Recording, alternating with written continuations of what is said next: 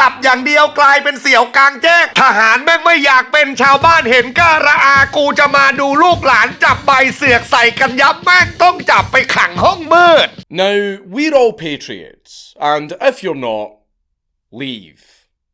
But if need be, would you step up and serve your country? For the motivated man, absolutely. After all, despite the fact that you'll probably be treated terribly by your government and commanding officers, isolated from friends and loved ones, and potentially run the risk of death for a government that absolutely hates you, it's just something that you feel you have to do. But what if you didn't have a choice? Why, that's conscription, manky-danky. Here in Finland, we have that. Well, shut up, you're finished. But yes, conscription is indeed what I'm referring to. The act of rounding up all the physically fit young lads, making them jog for 2 weeks under the guise of training, giving them a gun and volunteering them to go and die for corporate interests in a backwards country a continent away. So, it's not exactly popular in most Western countries. So what would be a good way to entice these young lads into this programme in a fun way? Well, in Thailand, they make it a bingo. Yeah, they make whether or not you get conscripted a bingo. So, a bunch of young men get herded into a room, all praying that they don't win this particular competition. But what we are here for today is not this rather messed up method of conscripting people, but the reactions. The reactions that some of these young men give to their number being called has infamously turned this event into a giant clown show. The Thai military draft.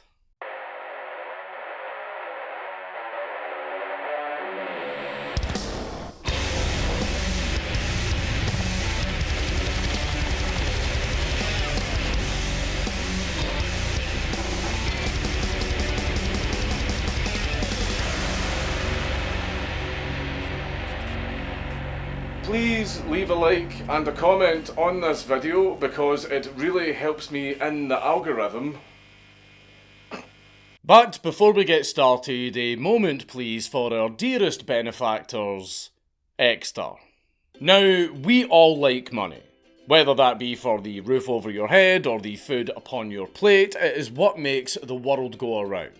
After all, it's what allows me to fund my wasteful and childish hobbies like blowing bubbles and sniffing glue, which I can't operate normally without. As I'll have a tantrum, of course. I really need to start reviewing these before I read them. But you need a place to store that cash, safe and secure so that nobody can intrude upon your good time. Thus, we have wallets, those big and obtuse pouches that do nothing more than give your coat pocket an alluring bulge for thieves and pickpockets to gawk at. In steps Exeter, who are trying to change things for the better. With less profile and more security, Exeter manages to hold your cards and cash in a slim, durable and sexy frame, with all of your cards, whether business, bingo or whatever, neatly contained in a compact steel chassis. This thing won't flop around and take up space like your old wallet. No. This lithe addition to your morning pat-down takes up substantially less volume than that British old flap you called a wallet. I mean, it even blocks RFID frequencies so you won't have your cards scanned out in public through your pockets. Hell, it's even waterproof, so you won't have to worry about your notes being damaged when inevitably you try putting your wallet into the toilet. But if the chassis itself wasn't space age enough for you, well, don't you fret, because Exeter has developed the Finder card, who's not only got the aforementioned spatial efficiency, but also comes with a specialised solar-powered smart tracking module that can link to your phone. So, if your wallet ever gets lost or, God forbid, gets lifted, you will be able to track it down and reunite with it from up to 300 feet away and maybe give it a big kiss. What's that? Scared you can't find it? Well, do not fret, because this will start screeching at 75 decibels, so you will be able to find it without issue or play really funny pranks on your friends. So, if you want to join us in the 21st century and get yourself a better caliber of wallet, then go to partner.extra.com/CountDankula2 and use code CountDankula at checkout, or click my link in the description box down below to get 30% off of your next purchase. That is partner.extra.com/CountDankula2, or use code CountDankula at the checkout for 30% off on your next purchase.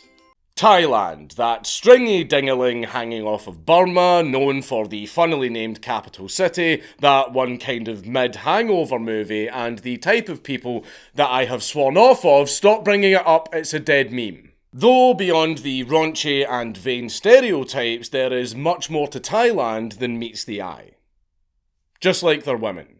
Between over-the-top beautiful vistas dotted throughout the country to the rich Siamese history beneath, Thailand is a goldmine of culture and history, but that's enough filleting. Thailand is also home to a regime that is not exactly what we would call ideal as far as personal liberties go, with the Thai state being retro and deciding that it's actually still in vogue to be a full-on military junta after some soul-searching in 2014. This societal realignment came at the cost of some rather undesirable human rights violations. Womp womp and all that other shady shit. Now, speaking of shady shit, let's skip some of the malarkey and cut right to the chase. The Thai military.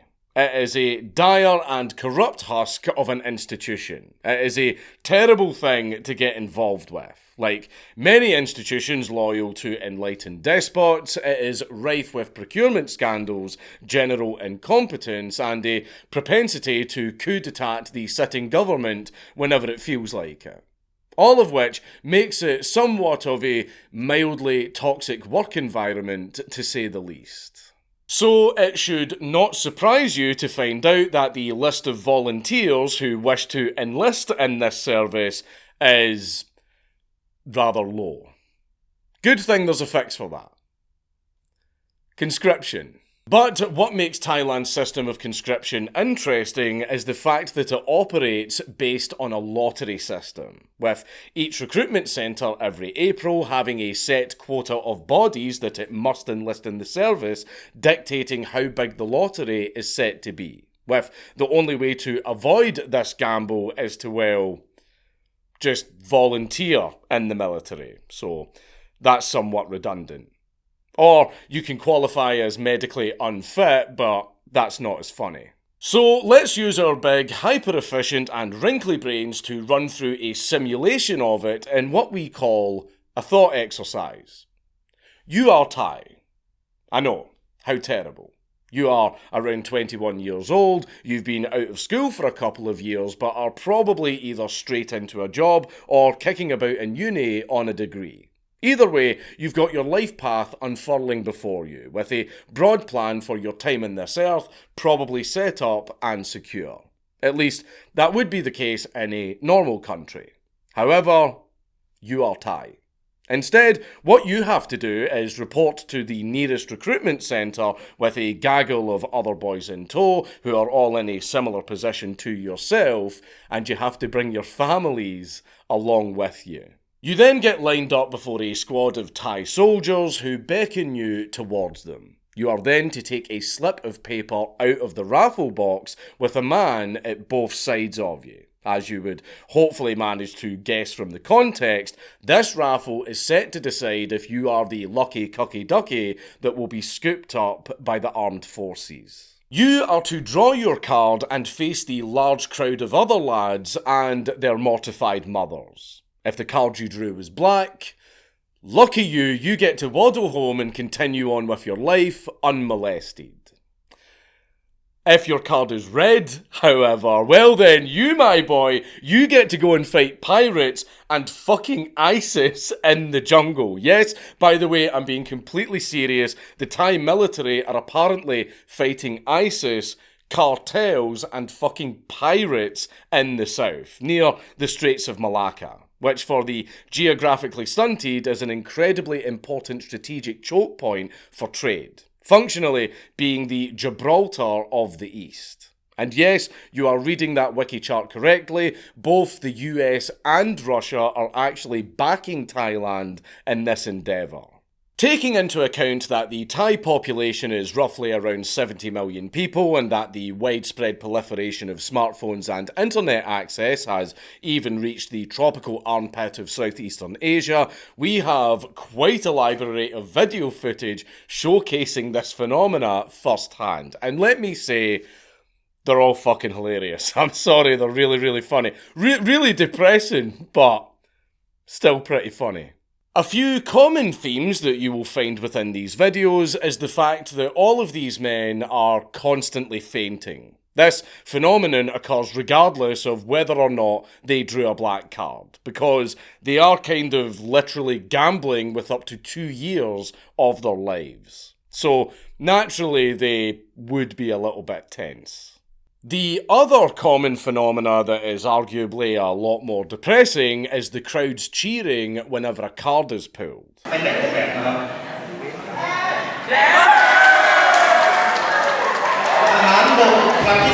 This may seem a little bit innocuous at first, but when you take into account that they cheer a lot more whenever a lad has been fucking conscripted, this warrants a little bit more of a looking into.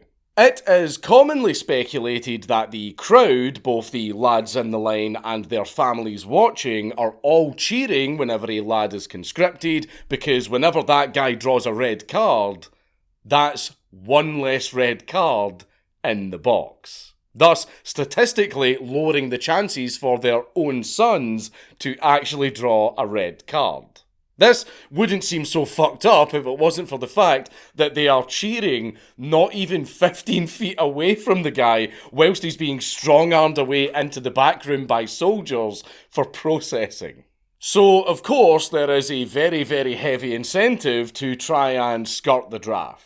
And despite the fact that there are ways to have your service shortened, like, for example, if you are studying for certain degrees at university, there are still those who want to defy the odds and avoid the gamble altogether.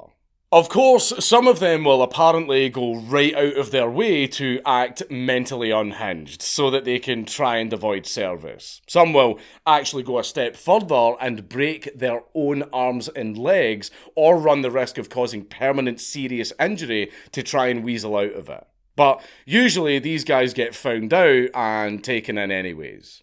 After all, you do have to be sick in the head to be Thai. They're all very loopy fellows. The simple fact of the matter is, if you are a man, then you have to contend with the fact that you are probably going to be dragged in to go through this process, usually regardless of circumstance. However, that is if you're a man. I know the question that all of you are asking right now. Yes, I'm about to answer it. As we are all very, very aware, Thailand is renowned internationally for its femme fatales, and before you ask, no, they get checked out very, very thoroughly to see if they're legit. As of course, lads will go right out of their way to avoid the draft by donning the wig and dress and praying that they're pretty enough. But due to the prevalence of said stunning and brave women throughout the country, the Thai military knows exactly what to do when a femgoy jaunts into their recruitment centre. They pull them into a back room and tell them to strip naked.